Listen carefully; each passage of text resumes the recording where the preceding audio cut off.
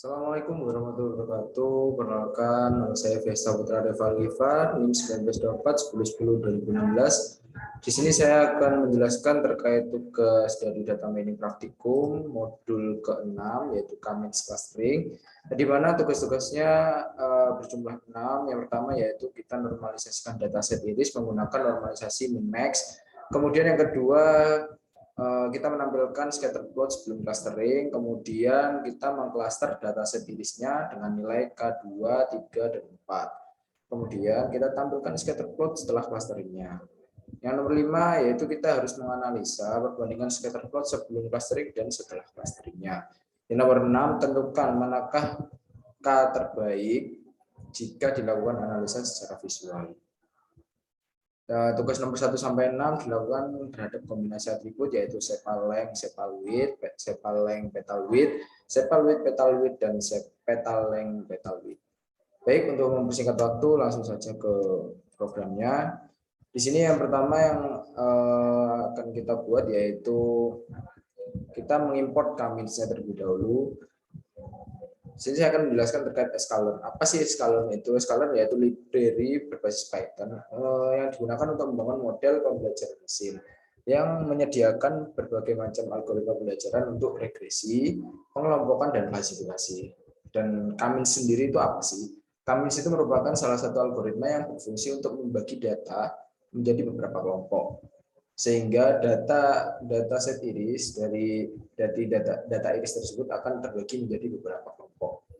Kemudian dari Pandas sendiri, Pandas ini adalah library yang berlisensi BSD dan open source yang menyediakan struktur data dan analisis data yang mudah digunakan dan berkinerja tinggi untuk bahasa pemrograman Python. Kemudian Matplotlib sendiri adalah library Python 2 dimensi, itu menghasilkan gambar publikasi bermutu di dalam berbagai format hardcopy dan lingkungannya interaktif sepanjang platform. Baik, di sini yang pertama kita import K-means-nya terlebih dahulu, kemudian kita import Pandas-nya, kemudian di sini Scalern dataset import load iris, di mana kita meload data irisnya itu dari library Scalern-nya ini, dari library Python-nya dataset ini ya. Setelah itu kita bikin Scalern, mengimport min-max Scalern-nya dari library Python pre-processing. Kemudian kita import Matplotlib-nya. Kemudian di sini kita membuat dulu variabel iris yang dimana load iris ini berisi data dari Scalern dataset ini. Kemudian kita buat variabel df atau data frame di mana Pandas data frame isinya yaitu iris.data. Iris.data ini diambilkan dari load irisnya tersebut. Kemudian kita buat columns yang berisi iris.future names. Kemudian kita print. Coba kita print, maka hasilnya akan seperti ini. Ini adalah tampilan dari data iris yang sudah kita ambil dari library-nya. Baik, langsung menuju soal yang pertama. Soal yang pertama di sini kita disuruh untuk menormalisasikan dataset iris menggunakan normalisasi min-max. Yang pertama yang harus kita lakukan adalah kita membuat function terlebih dahulu, yaitu function normalisasi, di mana kita mengambil parameternya yaitu dari data frame. Kemudian kita bikin perulangan for i in range data frame yang berisikan scalar sama dengan variabel scalar sama dengan min-max scalar yang diambilkan dari ini Scalern processing ini. Kemudian kita bikin Scalern.fit. Di sini data frame yang array-nya berisi i, yaitu perulangan tersebut. Kemudian data frame i scalar transform. Kemudian data frame diambilkan dari parameternya dari array ini. Kemudian kita print normalisasinya, fungsi normalisasi dengan isi atau value-nya data frame. Dan kita print, maka akan menghasilkan data seperti ini. Ini adalah dataset iris yang sudah kita normalisasikan. Lanjut ke nomor 2. Di sini nomor 2 yaitu kita disuruh untuk menampilkan scatter plot sebelum clustering. Cara menampilkan scatter plot sebelum clustering, kita bisa menggunakan function plot scatter, yang dimana parameternya yaitu X dan Y. Di sini kita bikin PLT scatter dengan data frame isi dari X dan kemudian data frame isi dari Y-nya. Kemudian kita PLT.X label, yaitu isinya X labelnya adalah nilai dari X-nya, kemudian Y labelnya adalah nilai dari Y-nya. Kita running terlebih dahulu. Di sini tidak muncul karena di data frame-nya. Di sini untuk melihat tampilan scatter plot sebelum clustering, maka saya menggunakan satu persatu agar mempermudah. Di sini untuk melihat sepal length dan sepal width-nya menggunakan plot scatter dengan memprint out yang berisi sepal length cm. Ini adalah variabel, ini adalah string yang berisi sepal length dan sepal width-nya, namanya di sini ya. Munculnya akan di sini. Ini adalah sepal width. Sepal width adalah ini. Ya, ini adalah Y-nya, di sini adalah Y-nya dan ini adalah X-nya. Ini adalah clustering dari sepal length dan sepal width. Sebelum kok clustering, mohon maaf. Ini adalah scatter plot dari sepal width dan sepal length sebelum dilakukannya clustering. Selanjutnya untuk sepal length dan petal width-nya ini adalah hasil output dari scatter plot antara sepal width dan petal width-nya seperti ini. Biar lanjut ke sepal width dan petal width-nya, outputnya seperti ini. Scatter plotnya agak berjauhan dan di sini kita belum bisa mengetahui mana sentiroid, mana indeks ke 0, 1, 2, 3 karena belum kita petakan. Karena belum kita clustering. Selanjutnya tampilannya seperti ini. Nah, lanjut ke nomor 3 yaitu mengcluster dataset iris dengan nilai K sama dengan 2, bernilai 2, K 3, kemudian K-nya adalah 4. Nah, di mana untuk mengcluster dataset iris diperlukan kita pertama-tama kita membuat function clustering terlebih dahulu, yang dimana parameternya ada n di sini adalah nilai dari K-nya, kemudian X-nya di sini diambilkan dari X label dari plot scatternya atau data frame-nya, kemudian Y-nya diambilkan dari data frame juga. Kemudian di sini kita membuat variabel KM yang dimana isinya adalah K-means yang berisi n cluster sama dengan n. Jadi menyesuaikan isinya dari n tersebut. Kemudian Y-predict yang berisi dengan K-means-nya ini, .fit predict, kemudian parameternya atau value-nya berisi data frame dari X dan Y-nya, dari array X dan Y-nya. Oke, kemudian kita print prediksinya di sini. Yang dilihat yaitu prediksi yang berisikan Y-predict yang sudah kita buat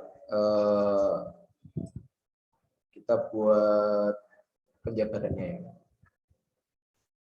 Baik, selanjutnya kita buat function, bukan buat function. Di sini data frame-nya berisikan cluster, yang dimana sama dengan Y-predict. Ini digunakan untuk membuat sentiroid-nya. Kemudian kita print sentiroid, yang dimana isinya adalah, mohon maaf, DF cluster ini digunakan untuk melihat Y-predict-nya. Kemudian kita buat sentiroid ini yang dimana diambilkan untuk melihat sentiroidnya. Dan sentiroid, pengambilan data sentiroidnya berasal dari KMs, Y-predict-nya itu.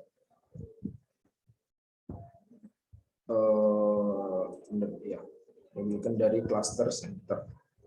Diambilkan dari sentiroid ini adalah nilai tengahnya. Diambilkan dari KM-nya atau KMs-nya. Kemudian di return KMs.cluster centers. Di sini kita coba running terlebih dahulu tapi tidak muncul. karena tidak ada printnya, atau kita bukan tidak ada print, di sini kita tidak menampilkan outputnya dari clusternya. Untuk menampilkan outputnya, di sini kita bisa menggunakan function scatter cluster di nomor 4. Di nomor 4 sendiri kita disuruh untuk menampilkan scatter plot setelah clustering. Jadi scatter plot yang sudah di cluster dari nomor 3 tadi ditampilkan di nomor 4 menggunakan function scatter cluster, di mana nanti sentiroidnya sendiri berisikan function dari cluster ini ya. Baik, di sini ada data frame 0 berisikan data frame cluster sama dengan 1 untuk yang nilainya untuk clusternya atau value-nya sama dengan 0. Kemudian di sini ada data frame 1, kemudian ada data frame 2, kemudian ada data frame 3. Nah, PL.scatter ini berfungsi untuk menampilkan cluster yang indeksnya ke 0, yang nanti warnanya adalah biru. Kemudian cluster yang indeksnya 1 adalah nilainya adalah ungu, kemudian yang indeksnya 2 adalah nilainya adalah coklat, kemudian yang indeks ketiga yaitu warnanya adalah orange. Di sini untuk menampilkan sentiroidnya menggunakan PL.scatter, yang dimana sentiroid isinya adalah value-nya ada 0 dan juga ada 1, yang dimana color-nya di sini adalah black. Kemudian labelnya kita kasih nama sentiroid. Baik, di sini plt.xlabel untuk nge-print x labelnya, di sini untuk nge-print y labelnya. Kemudian untuk nge-print legendnya itu berada posisi ada di upper left, yaitu kanan sebelah kiri. Ini belum oke, kita running. Jadi untuk menampilkan sepal length dan sepal width-nya, untuk setelah dilakukannya clustering, kita bisa menggunakan scatter cluster tadi, function dari scatter cluster, yang dimana isinya n-nya sendiri adalah 2, k-nya ada 2, kemudian sepal length-nya ini y-nya adalah sepal length, diberi nama sepal length, dan x-nya adalah sepal width. Kita print, maka akan muncul prediksi, di mana sudah kita buat tadi ini prediksi dari sepal length dan sepal width-nya, dan juga kita bisa melihat sentiroidnya. Baik, di sini kita bisa melihat bahwasanya scatter plot yang ada di sepal length dan sepal width-nya, di sini kita bisa melihat bahwasanya jaraknya tidak terlalu berdekatan, dan ada yang sangat jauh dari antar indeksnya, terlalu berdekatan. Kemudian kita bisa setelah itu kita bisa melihat yang k-nya bernilai 3. K-nya bernilai 3 di sini adalah seperti ini. Di sini sentiroidnya sudah terlihat ada beberapa, ada 1, 2, 3 untuk sentiroidnya, untuk klasternya sudah bisa terpetakan. Selanjutnya k-nya bernilai 4. Nah, di sini sudah terlihat berderet seperti ini untuk klasternya. Oke. Di sini selanjutnya yaitu kita akan menampilkan mohon maaf tadi salah, di sini untuk k-nya sama dengan 4 untuk sepal length dan sepal width-nya tampilan seperti ini. Kemudian untuk sepal length dan petal width-nya untuk yang k-nya sama dengan 2 tampilannya seperti ini untuk scatter plot-nya. Kemudian untuk clusternya k-nya sama dengan tampilannya seperti ini. Nah, untuk k-nya sama dengan 4 untuk sepal length dan petal width-nya tampilan scatter plot-nya seperti ini, dan sentiroidnya sekian. Oke, Selanjutnya itu kita menampilkan sepal width dan petal width-nya. Untuk K-nya sama dengan 2, di sini tampilannya seperti ini, untuk scatterplot-nya. Untuk K sama dengan 3, tampilannya seperti ini. Untuk K sama dengan 4, tampilannya seperti ini. Kemudian lanjut ke petal length dan petal width-nya. Di petal length dan petal width-nya yang K-nya bernilai 2, di sini seperti ini tampilan scatterplot-nya. Centroid-nya sekian, kemudian prediksinya sekian. Nah, di beberapa yang sampai setara dengan nilai dataset ini. Kemudian K-nya sama dengan 3, seperti ini. Kemudian K-nya sama dengan 4, seperti ini. Baik, untuk nomor 5, di sini kita analisa perbandingan scatterplot sebelum clustering dan setelah clustering.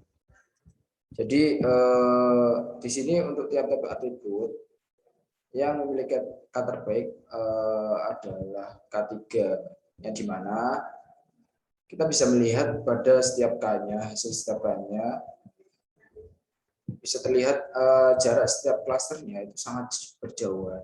Misalnya kita misalkan pada nilai K2. Pada K2 sebelum clustering, K2 sebelum clustering untuk sepal, kita bisa mencontohkan salah satu mungkin dari sepal length dan sepal width. Ini tampilannya seperti ini. Ini adalah sebelum dilakukannya clustering. Sesudahnya dilakukannya clustering, maka untuk sepal length dan sepal width-nya untuk K sama dengan 2, ini jarak clusternya masih terbilang tidak merata, ada yang sangat berdekatan sekali dan ada yang berjauhan. Kemudian K-nya sama dengan 3, jaraknya berdekatan, cuman terbilang lebih rapi.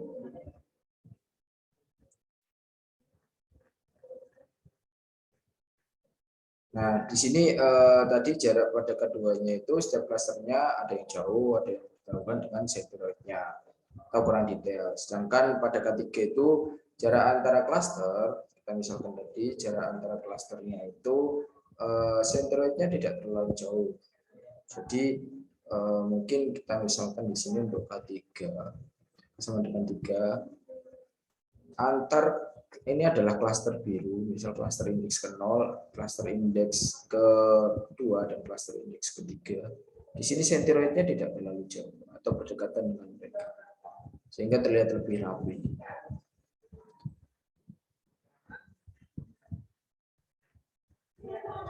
Kemudian pada K4 sendiri itu jarak antara klasternya dan centroid ada beberapa yang terlalu dekat, ada beberapa yang mohon maaf terlalu dekat jaraknya antar centroid-nya. Kemudian tentukan manakah K terbaik yang setelah dilakukan analisis secara visual.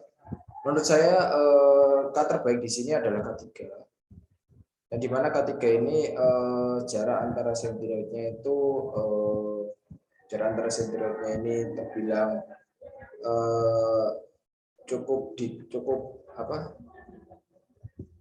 cukup detail. Nah, cukup detail antara jarak cluster dan centroid-nya, tidak rapi gitu, tidak ada yang sangat jauh sekali, ada yang dekat sekali, terlalu dekat gitu, tidak. Cuman ini jaraknya rapi, detail gitu.